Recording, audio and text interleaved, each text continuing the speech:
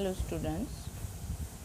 So now we are going to read Unit 2 from A Runaway Kite by Lucy Maud Montgomery.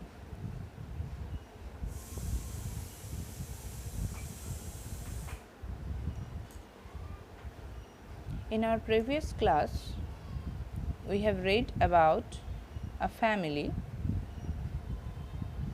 a father and his two children, a boy and a girl. And we now know that the narrator of the story is the girl, whose brother's name is Claude. We do not know the name of the narrator. Let's see whether we know it in this unit. It is always lovely on the big half moon in summer. The narrator is saying that the summer in the big half moon is very beautiful, because in winter it's frozen, and so they had to leave it and they used to go to the mainland. But in summer, when they return, actually they return in spring, we already know that, okay? But the summer in big half moon is beautiful, lovely. When it is fine, the harbor is blue and calm, with little wind and ripples. Okay, harbor means we know harbor mane পোত বা বন্দর। ওকে, যখন হাওয়া কম থাকে তখন ripple মানে ছোট ছোট ঢেউ, জলের মধ্যে দূর থেকে একটা পাথর বা কিছু ছুঁড়লে যে তরঙ্গটা সৃষ্টি হয় সেটাকে বলে রিপলস। আর যখন এরকম হাওয়া বয় ডিউরিং সামারে বিগ হাফ মুনে, তখন ওই বিচ বা শোরের কাছে সমুদ্রে ওরকম রিপলস থাকে, বড় বড় ঢেউ থাকে না। Blue and calm, the water becomes blue, the sky is blue and calm because the wind doesn't blow very fast. Okay, every summer we had some hobby. শীতকালীন দেশে সামার ভীষণ সুন্দর সময়।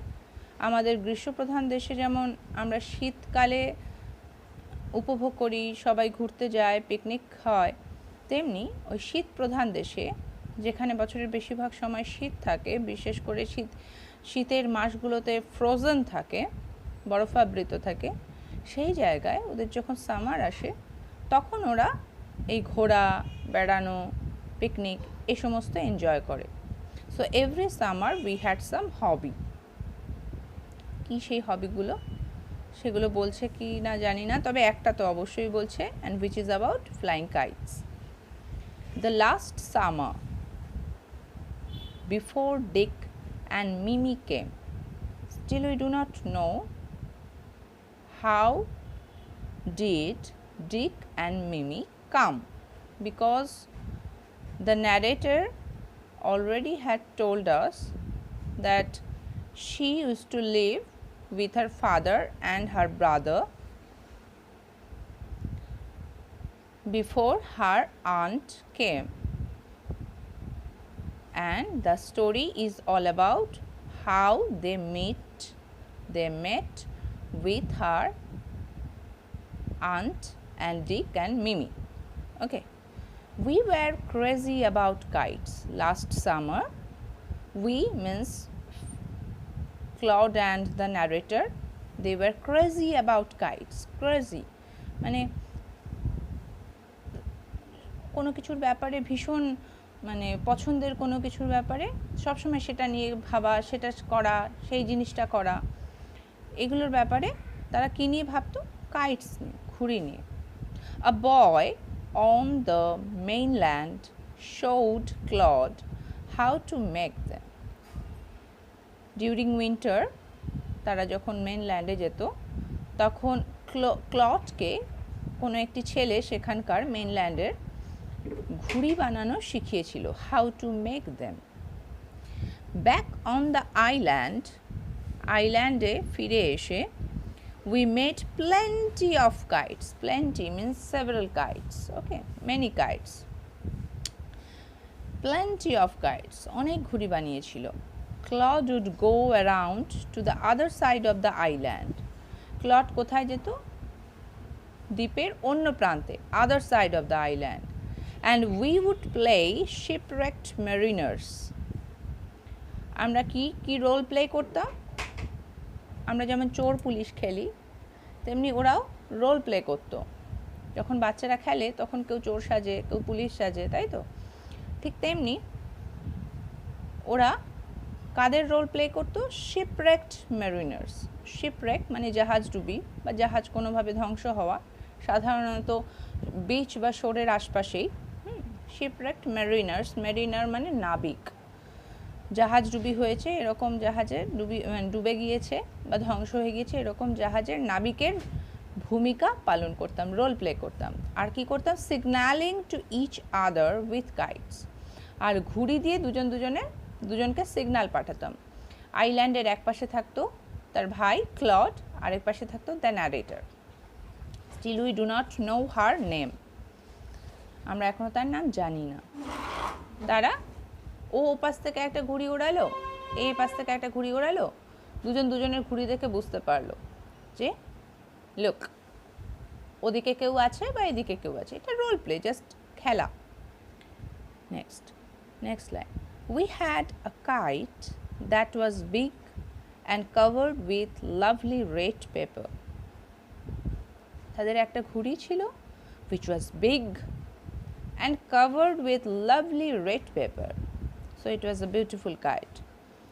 We pasted মানে সেঁটে ছিল, আঠা দিয়েই সাধারণত সাঁটা হয়। কি সেঁটে ছিল? Gold tinsel stars. টিনসেল এখানে বেশ জমকালো, চকমকে, ঝকমকে বলতে পারো।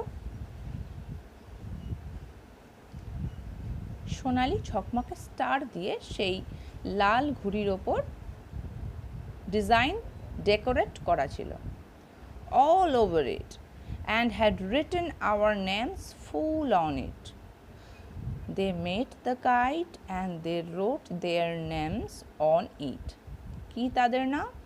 Claude Litt and Philippa Litt, Big Half Moon Lighthouse নাম লিখেছে, and their address had been given there on the kite. তাহলে আমরা ন্যারেটরের নাম জানতে পারছি এখানে।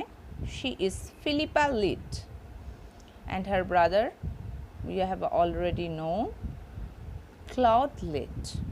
Okay, so let's go to the next page. One day there was grand wind for kite flying. We all know to fly a kite we need wind.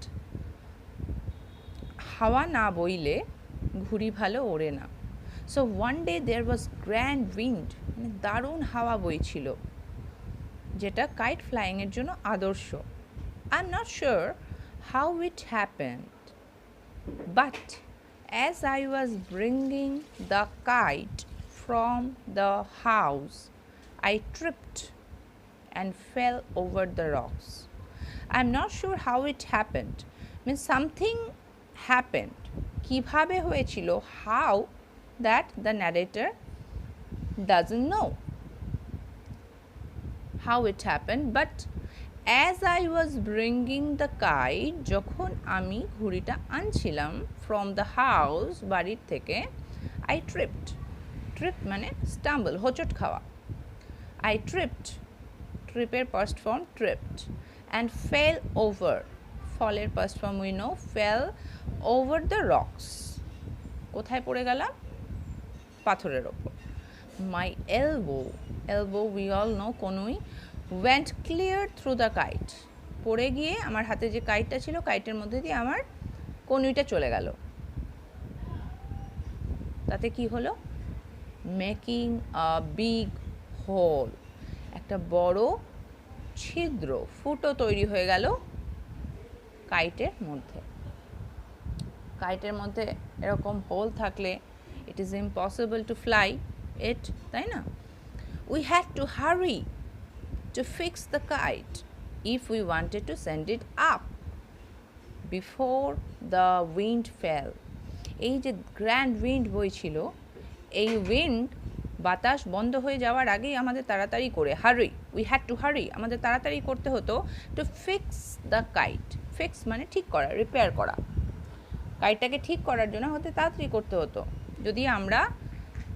যেহেতু আমরা চাইছি to send it up, ঘুড়িটাকে ওড়াতে, বাতাস থাকতে থাকতেই we রাশড, আমরা ছুটে গিয়েছিলাম into the light হাউসে ছুটে গিয়েছিলাম to get some paper,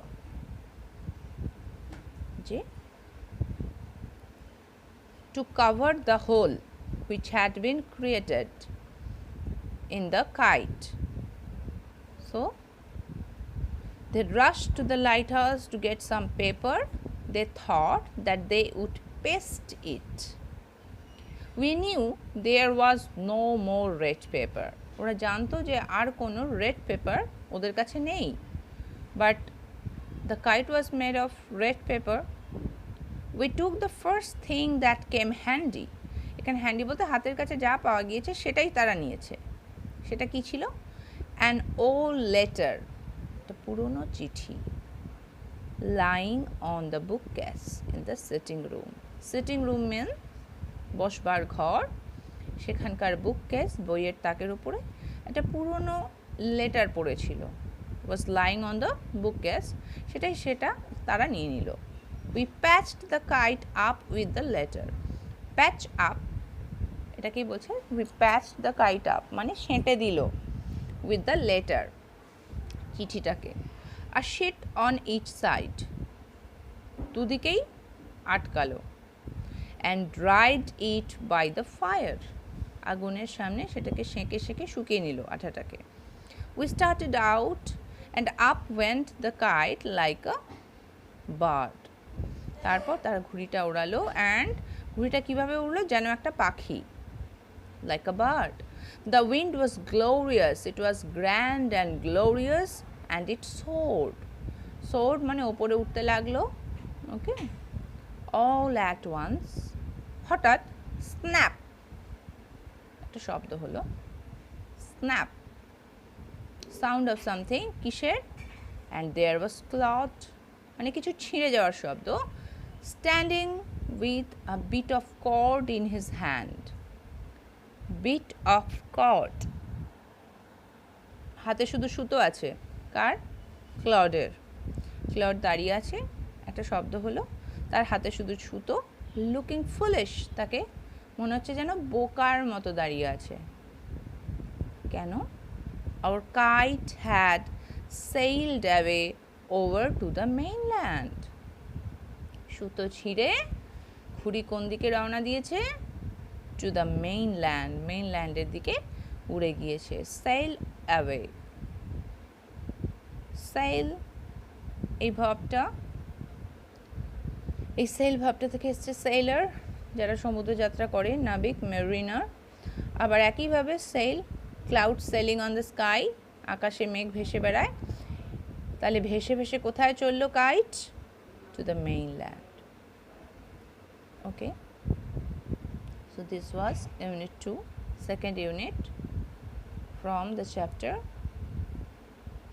Our Runaway Kite by Lucy Maud Montgomery. Thank you.